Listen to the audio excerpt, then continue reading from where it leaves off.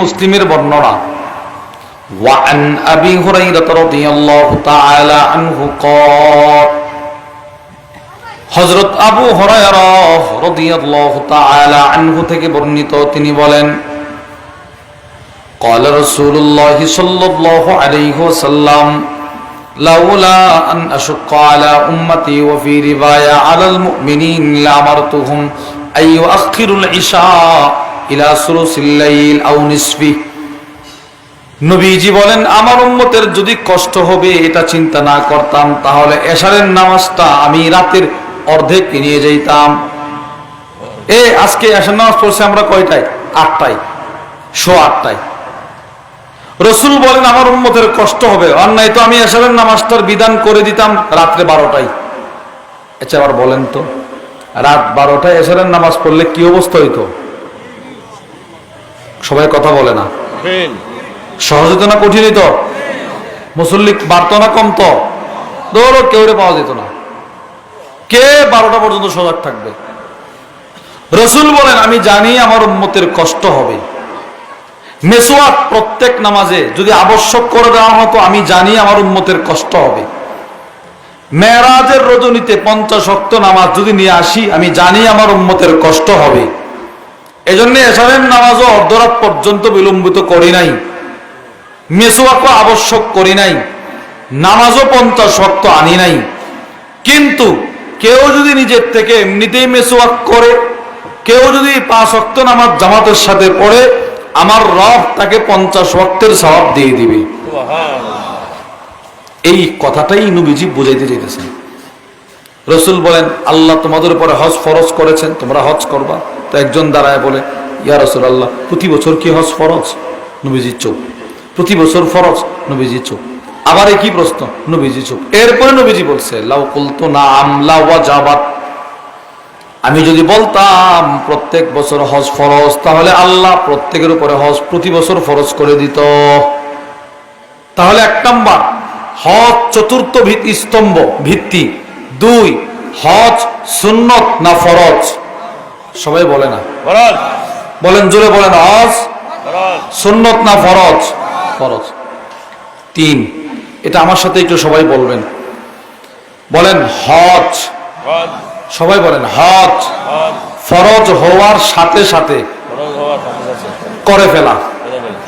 এটা নবীজির ওসিয়ত, নবীজির ওসিয়ত। 3টা দৃষ্টান্ত শোনেন। 1 আবু দাউদ শরীফের বর্ণনা وعن عبد الله بن عباس رضي الله تعالى عنهما قال হযরত আব্দুল্লাহ ইবনে আব্বাস থেকে বর্ণিত তিনি বলেন قال رسول الله صلى الله عليه وسلم নবীজি বলেন মান আরাদাল হজ্জ ফালইয়াতাআজ্জাল, নবীজি বলেন আমার কোন উম্মত যদি হজ করতে চায় তো সে যেন দ্রুত হজ করে, তাড়াতাড়ি করে ফেলে। একটা হাদিস। 2 সহিহুল জামের বর্ণনা আমি যেন প্রশ্ন করলাম ইয়া রাসূলুল্লাহ আমি তো আমার উপরে হজ ফরজ, 5 লক্ষ টাকা আমার কাছে আছে, বড় হইলে করুন। নবীজি কো না, কেন তুমি তাড়াতাড়ি করবা? নবীজি উত্তর দিতেছে قال رسول الله صلى الله عليه وسلم নবীজি বলেন তাআজ্জালু ফিল হজ فإن أحدكم لا يدري ما يعرض له, নবীজি বলেন তোমরা দ্রুত হজ করো কারণ তোমাদের কারো জানা নাই সামনে তার কোন মুসিবত। কারো জানা আছে? এই যে আমাদের, আমি যার দাওয়াতে এখানে আসছি, মাহফুজ ভাই আল মানসুর, এই তাসবি মিডিয়ার যিনি সত্তা অধিকারী, ইনি কি পরিমাণ মুসিবত উনি জীবনে কল্পনা করছিল, বুঝেন নাই কথা। উমরায় যখন যাচ্ছিল তখন আমারে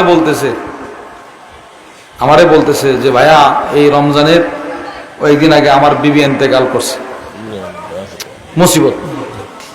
এরপরে আজকে আমি আসতেছি, আমারে বলতেছে আজকে নাকি ওনার ছোট ভাই দুর্ঘটনা করে রোড অ্যাক্সিডেন্ট করে মারা গেছে। মুসিবতটা কেমন বলেন না?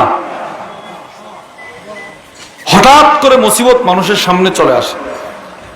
আল্লাহ ওনার আহলিয়া, ওনার বিবি, ওনার ভাই, আল্লাহ সকলকে জান্নাতের উচ্চ মাকাম দান করেন, বলেন আমিন। আল্লাহ পাক ওনাদের পুরা পরিবারকে সবরে জামিল ইখতিয়ার করার তৌফিক দান করেন। ওনার যে মাসুম বাচ্চাগুলো আছে, নাবালেগ বাচ্চাগুলো, আল্লাহ তাআলা নিজে তাদের জিম্মাদারি গ্রহণ করেন। বলেন আমিন। তো নবীজি এই কথাটা বলতেছেন, ইন্না আহাদাকুম লা ইয়াদরি মা ইয়ারিদু লাহ। উম্মত, আমি কেন বললাম তোমরা দ্রুত হজ করো? কারণ তোমাদের কারো জানা নাই সামনে তার কোন মুসিবত, কারো জানা নাই।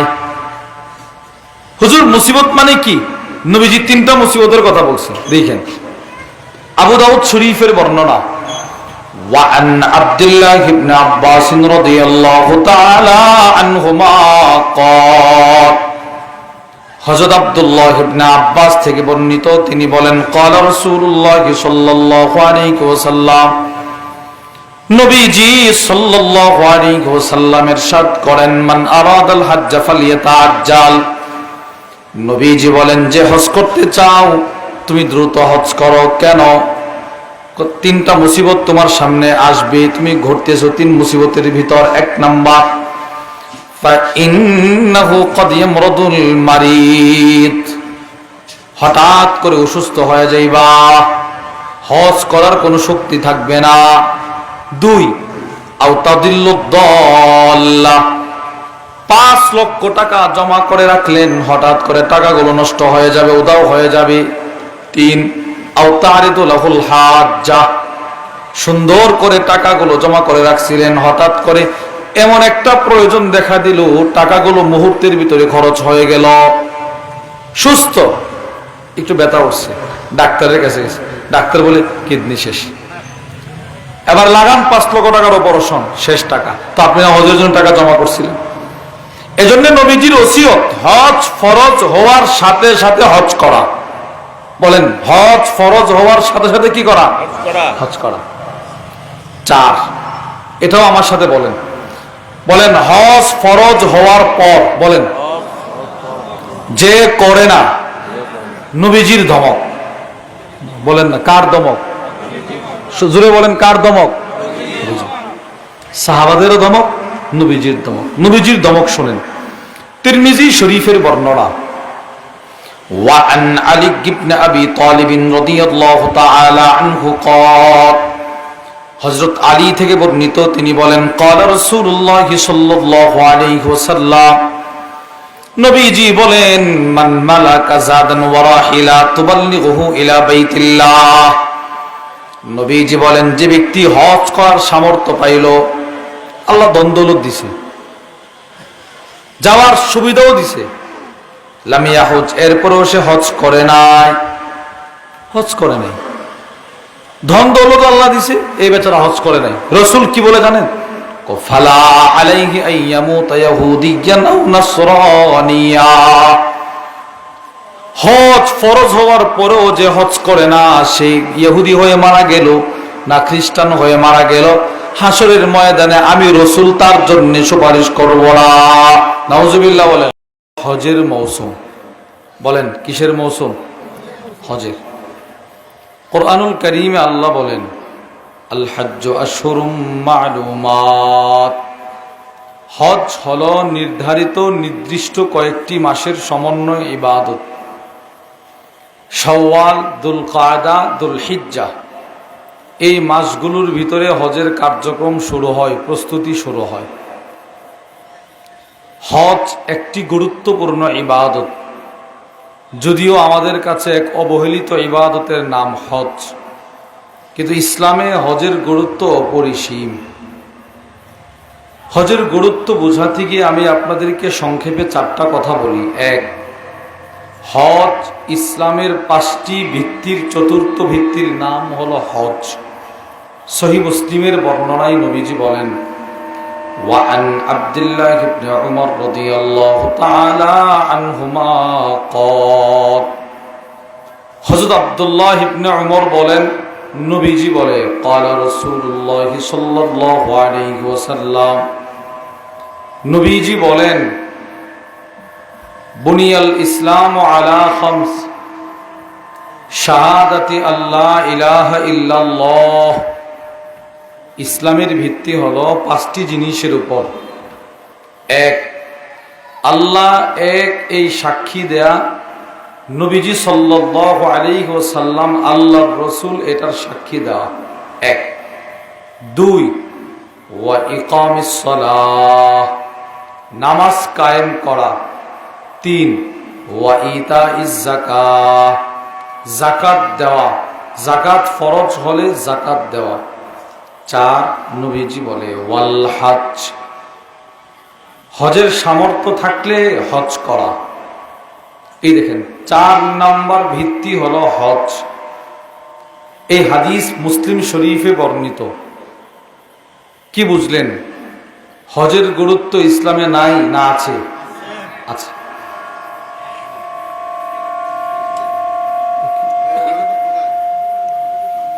দুই, হজের গুরুত্ব সম্পর্কে আমরা 2 নম্বর পয়েন্ট, হজ এটা ফরজ। যদি কারো সামর্থ্য থাকে তার উপরে হজ করা ফরজ। বলেন হজ সুন্নত না ফরজ? ফরজ। আমরা কোরআন থেকে বুঝবো, হাদিস থেকে বুঝবো। কুরআনুল কারীমে আল্লাহ রাব্বুল আলামিন বলেন, ওয়ালিল্লাহি আলান নাসি হিজ্জুল বাইত মান ইসতাতা ইলাইহি সাবিলা।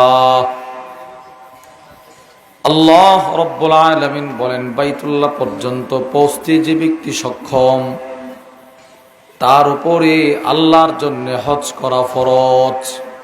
আল্লাহর জন্য হজ করা ফরজ। কোরআনের আয়াত থেকে বুঝলাম। এবার আসেন হাদিস।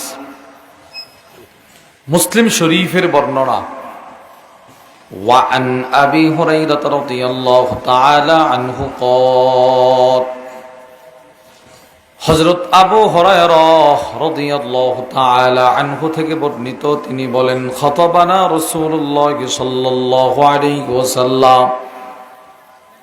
হযরত আবু হুরায়রা বলেন, নবীজি সাল্লাল্লাহু আলাইহি ওয়াসাল্লাম একদিন আমাদেরকে বয়ান করতেছিলেন। বয়ান করার পর নবীজি বলতে লাগলেন, ইয়া আইয়ুহান নাস, নবীজি বললেন, হে লোক সকল, ইন্নাল্লাহা ক্বাদ ফারাদা আলাইকুমুল হজ্জা ফাহুজ্জু, আল্লাহ তাআলা তোমাদের উপরে হজ ফরজ করেছেন, অতএব তোমরা হজ করো।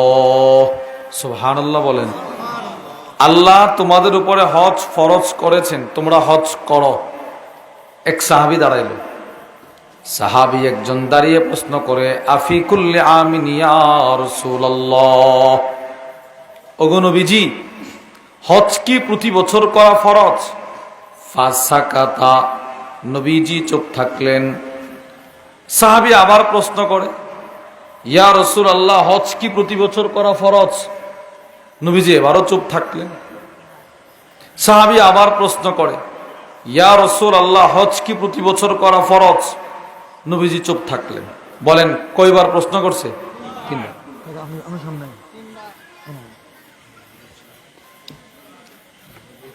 এরপরে কাছের উপরে আপনি আমরা এই দিকে আপনারা দুইজন কেন বাতাস করেন? 3 বার প্রশ্ন করল।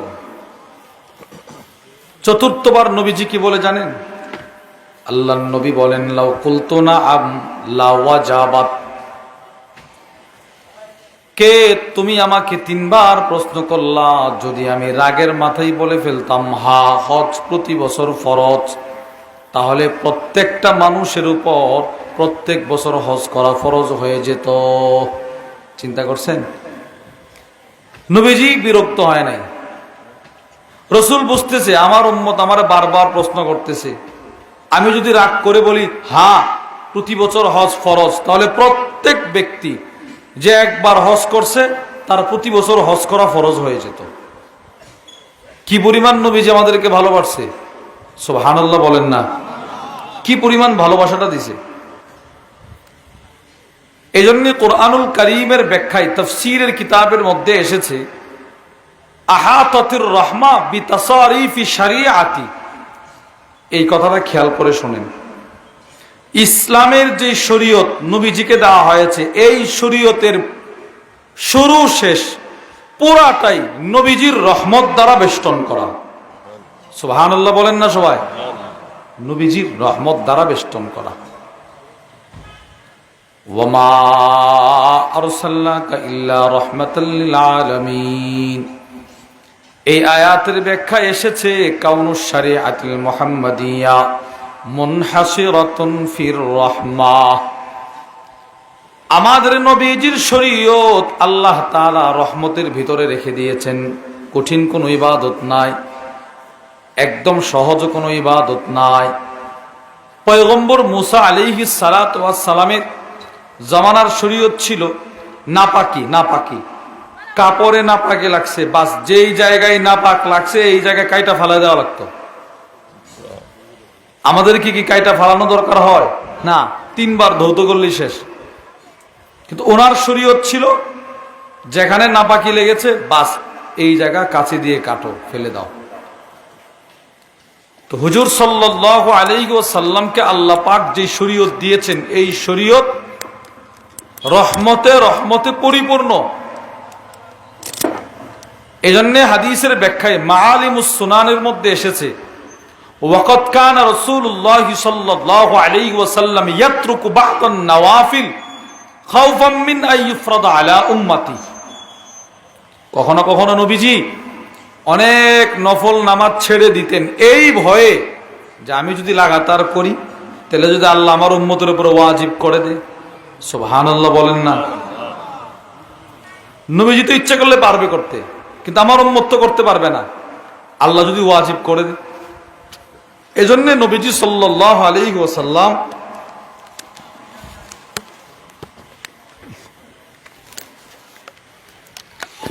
রাসূলুল্লাহ সাল্লাল্লাহু আলাইহি ওয়াসাল্লাম পুরা শরীয়তকে নবীজি মায়া দরদ দিয়ে সাজাইছে। সুবহানাল্লাহ। 2টা দৃষ্টান্ত দেখেন, শুনেন। এক, দেখেন আপনি আপনার জন্য আমার জন্য নবীজি কি পরিমাণ রহম করছে শরীয়তে। সহিহ মুসলিমের বর্ণনা, ক্বালা রাসূলুল্লাহ সাল্লাল্লাহু আলাইহি ওয়াসাল্লাম, নবীজি সাল্লাল্লাহু আলাইহি ওয়াসাল্লাম ইরশাদ করেন, লাউলা আন আশুক্কা আলা উম্মতি লা আমারতুহুম বিসওয়াক ইনদা কুল্লি সালাত।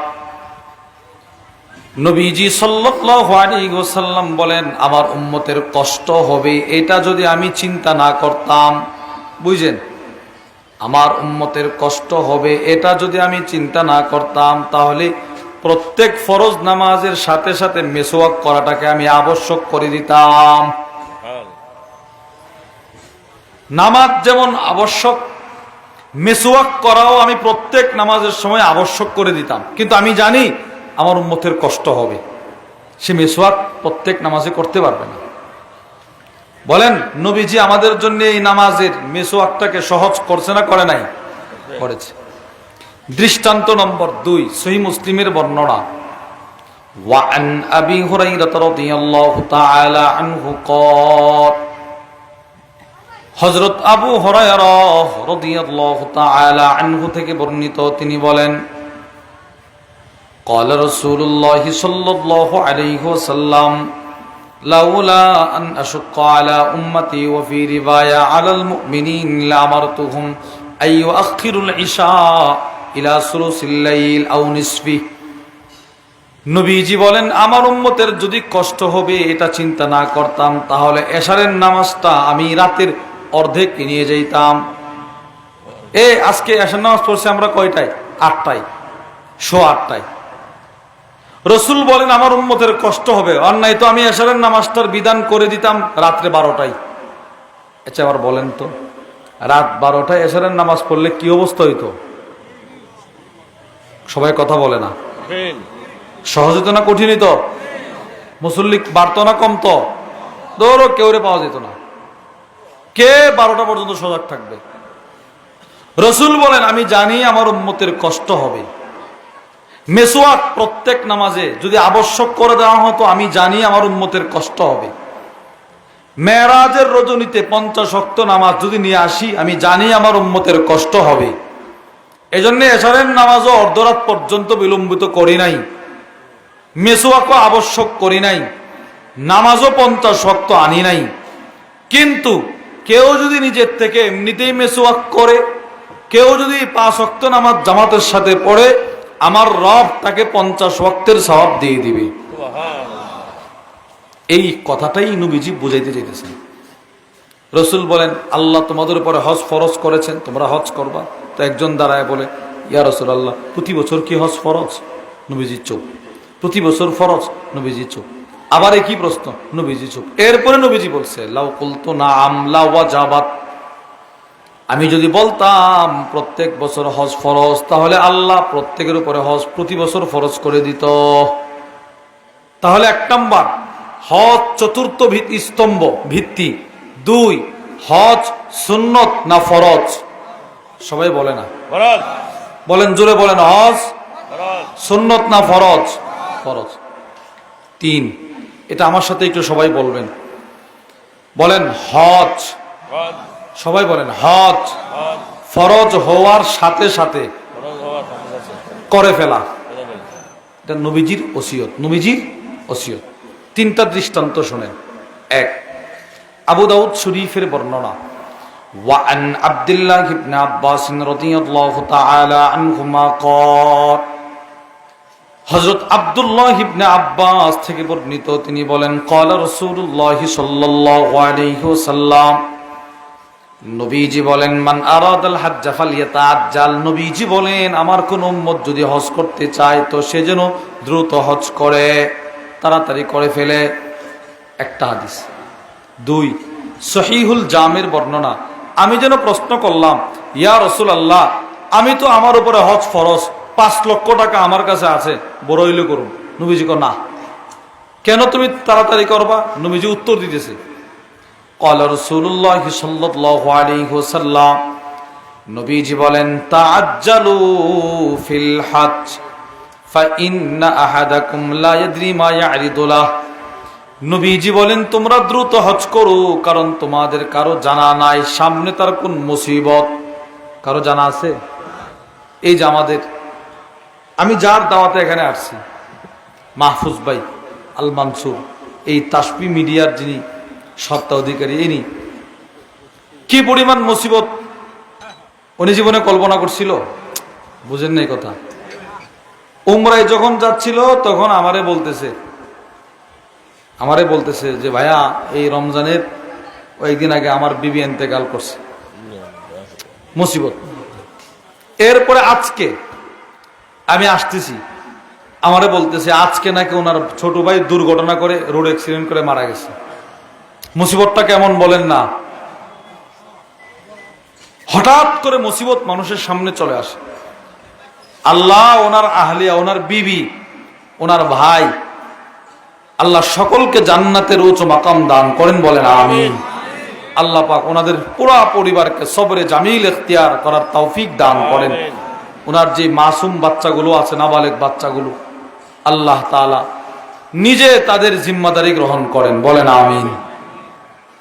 তো নবীজি এই কথাটা বলতেছেন, ইন্না আহাদাকুম লা ইয়াদরি মা ইয়ারিদু লাহ, উম্মত আমি কেন বললাম তোমরা দ্রুত হজ করো, কারণ তোমাদের কারো জানা নাই সামনে তার কোন মুসিবত, কারো জানা নাই।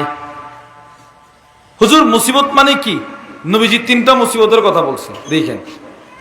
আবু দাউদ শরীফের বর্ণনা, ওয়ান আব্দুল্লাহ ইবনে আব্বাস রাদিয়াল্লাহু তাআলা আনহুমা ক্বাল, হযরত আব্দুল্লাহ ইবনে আব্বাস থেকে বর্ণিত, তিনি বলেন ক্বালা রাসূলুল্লাহ সাল্লাল্লাহু আলাইহি ওয়াসাল্লাম, নবীজি সাল্লাল্লাহু আলাইহি ওয়াসাল্লাম ইরশাদ করেন মান আরাদাল হজ্জ ফালইয়াতাআজ্জাল, নবীজি বলেন যে হজ করতে চাও তুমি দ্রুত হজ করো। কেন?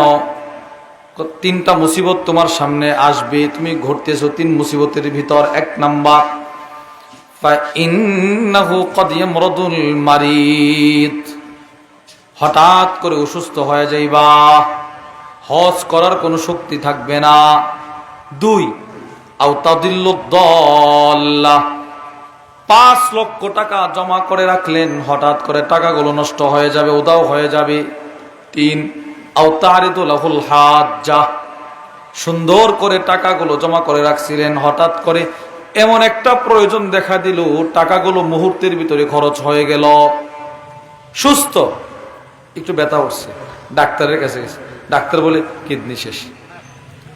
এবার লাগান 5 লক্ষ টাকার অপারেশন, শেষ টাকা। তো আপনি না হজের জন্য টাকা জমা করছিলেন। এজন্য নবীজির ওসিয়ত হজ ফরজ হওয়ার সাথে সাথে হজ করা। বলেন হজ ফরজ হওয়ার সাথে সাথে কি করা? হজ করা। 4, এটাও আমার সাথে বলেন। বলেন হজ ফরজ হওয়ার পর, বলেন যে করে না, নবীজির ধমক। বলেন না কার ধমক? জুড়ে বলেন কার ধমক?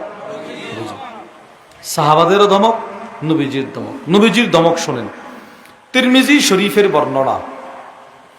وعن علي بن أبي طالب رضي الله تعالى عنه قال, হযরত আলী থেকে বর্ণিত, তিনি বলেন قال رسول الله صلى الله عليه وسلم, নবীজি বলেন মান মালাকা জাদান ওয়া রাহিলা তুবাল্লিগুহু ইলা বাইতিল্লাহ, নবীজি বলেন যে ব্যক্তি হজ করার সামর্থ্য পাইল, আল্লাহ ধন দৌলত দিছে, যাওয়ার সুবিধাও দিছে, লাম ইয়াহুজ, এরপরেও সে হজ করে নাই, হজ করে নাই, ধন দৌলত আল্লাহ দিছে, এই বেচারা হজ করে নাই। রাসূল কি বলে জানেন?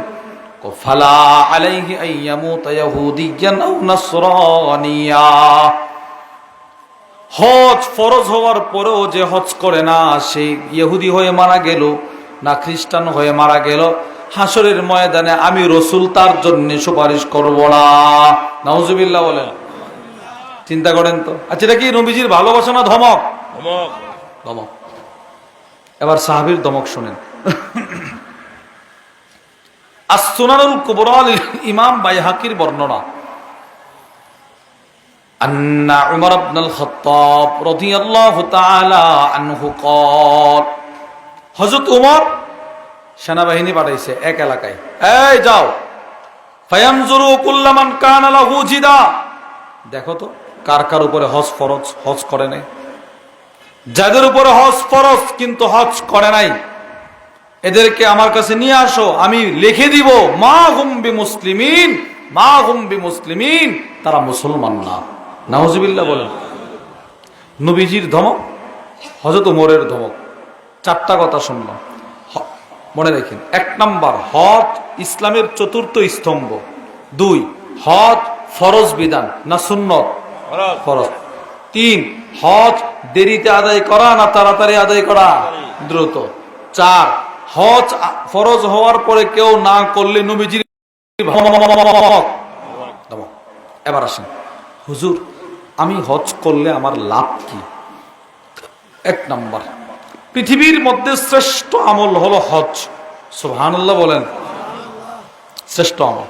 সহিহ বুখারীর বর্ণনা, وعن أبي هريرة رضي الله تعالى عنه قال, হযরত আবু হুরায়রা থেকে বর্ণিত, তিনি বলেন কিলা ইয়া রাসূলুল্লাহ, নবীজিকে প্রশ্ন করা হলো আইয়ুল আমালি আফদল, গো নবীজি কোন আমল সর্বশ্রেষ্ঠ? নবীজি বলেন ঈমানুম বিল্লাহি ওয়া রাসূলিহি, আল্লাহ আল্লাহর রাসূলের প্রতি ঈমান আনা, এটা হলো শ্রেষ্ঠ আমল। সুবহানাল্লাহ।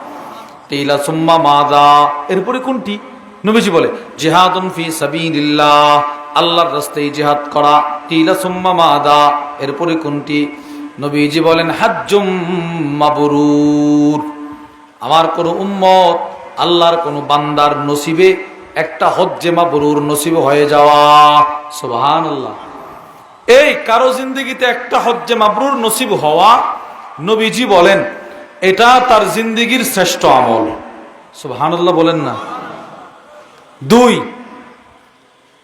আমরা মনে করি হজ উমরা করলে মানুষ ফকির হয়, এটা আমাদের সাধারণ চিন্তা। কি রে, 7 লক্ষ টাকা খরচ করে হজ, 5 লক্ষ টাকা খরচ করে হজ, 2 লক্ষ টাকা খরচ করে উমরা। কিন্তু নবীজি কি বলে জানেন? এটা আমার সাথে আপনারা একটু বলেন, বলেন যার জীবনে, বলেন হজ উমরা যত বেশি, এখন এটা আপনাদের বলার দরকার নেই, আমি আপনাদেরকে শোনায় দিই। যদি মনে করেন যে এটা সুবহানাল্লাহ বলার কথা, তো সুবহানাল্লাহ বলবেন। আমি বলি দেখেন, যার জীবনে হজ উমরা যত বেশি, নবী বলেন তার দারিদ্রতা দূর করবে আল্লাহ তত বেশি। তো আমি না দেখতেছি টাকা শেষ হইতেছে, নবী বলে না টাকা আসবে, টাকা আসবে। সুবহানাল্লাহ বলেন। ইবনে মাজার বর্ণনা, ওয়া আন উমর ইবনুল খাত্তাব রাদিয়াল্লাহু তাআলা আনহু قال, হযরত উমর ইবনুল খাত্তাব থেকে বর্ণিত, তিনি বলেন, ক্বালা রাসূলুল্লাহ সাল্লাল্লাহু আলাইহি ওয়াসাল্লাম তাবিউ বাইনাল হজ্জ ওয়াল উমরাহ, নবীজি বলেন তোমরা হজ উমরা বেশি বেশি করো, বারবার করো। এই বেশি হজ করো, বেশি উমরা করো। কেন? ফাইন্নাল মুতাবাআতা বাইনাহুমা তানফিল ফাকর ওয়াজ যুনুব কামা ইয়ানফিল কিরু খাবাসাল হাদিদ। নবীজি বলেন আমার যে উম্মত বেশি হজ করবে, বেশি উমরা করবে, আল্লাহ তাআলা তার দারিদ্রতা, তার গুনাহ এমন ভাবে মুছে দিবেন, কামারের হাপড় যেমন লোহার মরিচিকা মুছে দেয়। সুবহানাল্লাহ।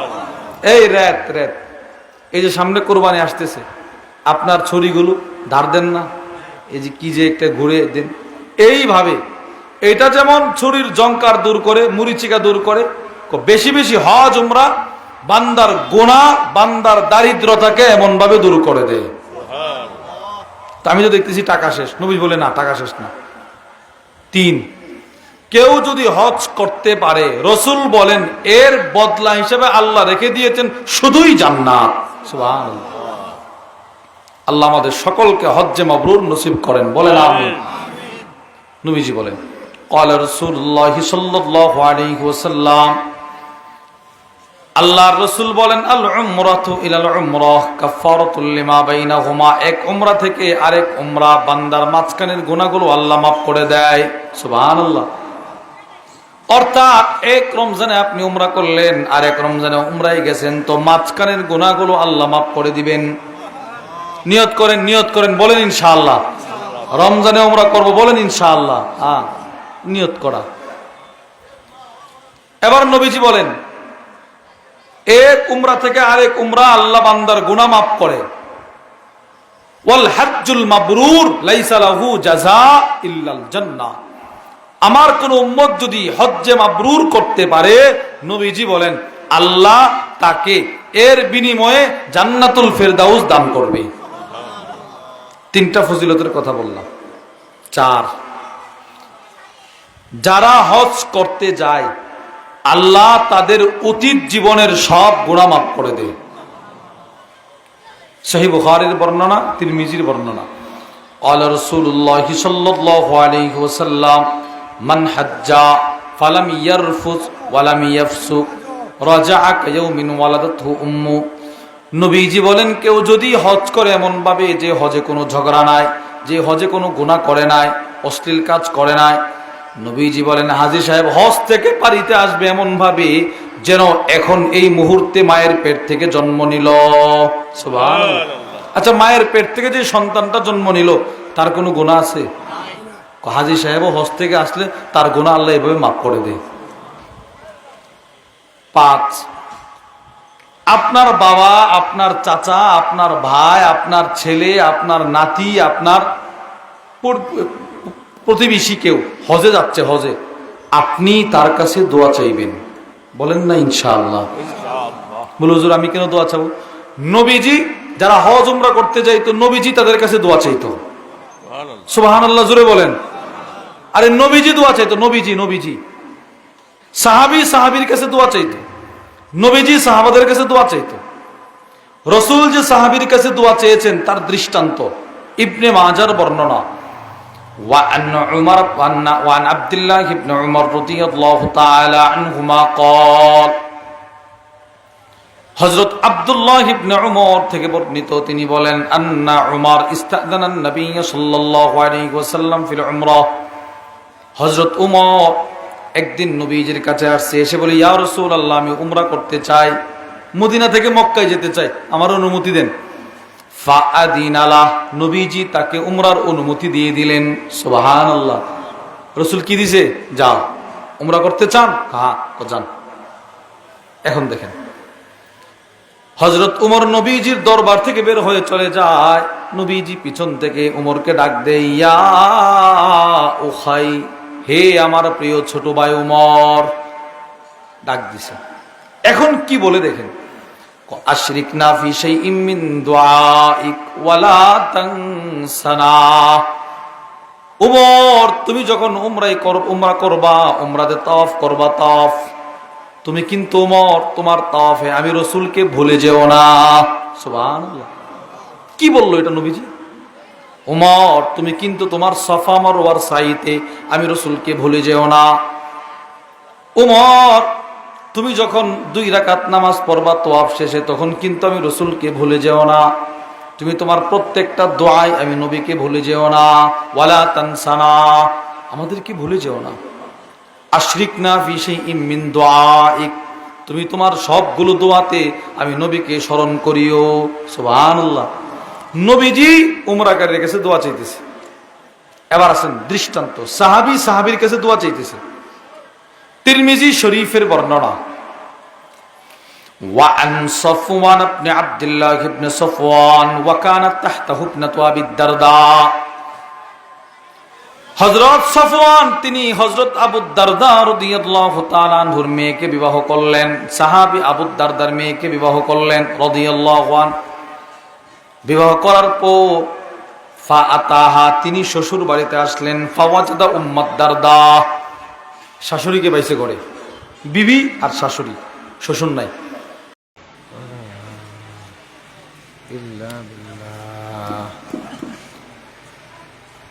সকলে বলেন আলহামদুলিল্লাহ।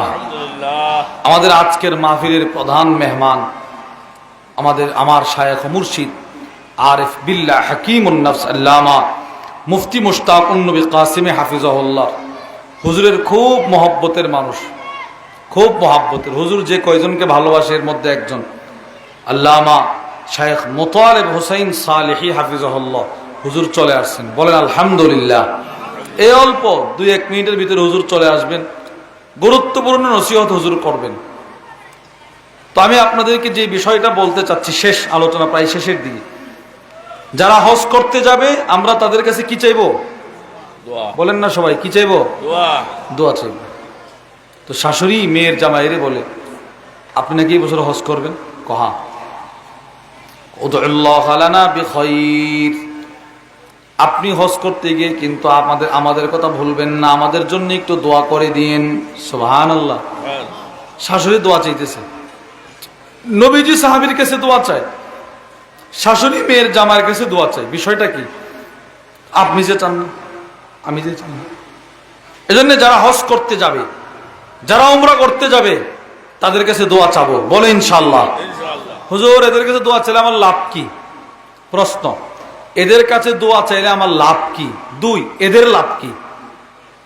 আমার লাভ হলো, নবীজি বলেন, ইবনে মাজার বর্ণনা, আল হাজি, যারা হজ করতে যায়, আল হাজ ওয়াল গাজি ওয়াল মুতামির, হাজি গাজী যিনি জিহাদ করতে যায়, 3 যিনি উমরা করতে যায়, এই 3 শ্রেণীর মানুষ এরা সরাসরি আল্লাহর মেহমান। নবীজি বলেন এরা যখন আল্লাহর কাছে কোনো দোয়া করে, তো সাথে সাথে আল্লাহ দোয়াটা কবুল করে ফেলে। তো উনি যদি আপনার জন্য দোয়া করে দেন, আল্লাহ আমি উমরা করতে আসছি, আল্লাহ আমি হজ করতে আসছি, যারা যারা আমার কাছে দোয়া চাইছে এদেরকে আপনি হজের তৌফিক দান করেন, তাহলে আল্লাহ দোয়া কবুল করবে না করবে না? করে ফেলবে। 2, হুজুর উনার লাভ কি? নবীজি বলেন, ইনদা রাসিহি মালাকুন ইউআমিনু আলা দুআইহি কুল্লামা দাআ, হাজী সাহেব যখন একজনের জন্য দোয়া করে, তখন তার মাথার কাছে একজন ফেরেশতা দাঁড়ায় থাকে। ওই ফেরেশতা আমিন আমিন বলতে থাকে, তার দোয়ায় আমিন আমিন বলতে থাকে। আপনি দোয়া করতেছেন, আল্লাহ এই দেখেন, আল্লাহ আমার ভাইকে আগামী বছর আপনি হজের জন্য কবুল করেন। তো এই মুহূর্তে আপনার মাথার কাছে একজন ফেরেশতা, সে বলে আল্লাহ তাকেও আগামী বছর আবার কবুল করেন। এটা নবীজির হাদিস। কেউ যদি কারোর জন্য দোয়া করে, তো সাথে সাথে আল্লাহর পক্ষ থেকে ফেরেশতারা তার জন্য দোয়া করে, ওয়ালাকা বিমিসলি, তোমার জন্য এই দোয়া, তোমার জন্যও এই দোয়া, এটা বলতে থাকে ফেরেশতারা। তাহলে আমরা যারা হজ করতে যাবে এদের কাছে দোয়া চাইব। এবার আসেন সর্বশেষ পয়েন্ট, যারা আমরা এই বছর হজ করতে পারি নাই, অথবা যারা দরিদ্র, হজের তৌফিক হয় নাই, হুজুর আমি কি হজের সওয়াব পাবো না? হ্যাঁ, আপনিও হজের সওয়াব পাবেন। নবীজি এমন কতগুলো আমলের কথা বলে গেছেন, সুবহানাল্লাহ বলেন। 1 নাম্বার, হজ না করেও হজের সওয়াব মানে কিছুটা বরকত হাসিল করার এক নম্বর আমল বিশুদ্ধ নিয়ত। বলেন বিশুদ্ধ নিয়ত, খালেস নিয়ত থাকা যে আল্লাহ আমি হজ করব। তাহলে এই নিয়তের বরকতেও আল্লাহ বান্দাকে হজের সওয়াব দান করে। ভাই সকলে বলেন আলহামদুলিল্লাহ। যে সমস্ত ভাইয়েরা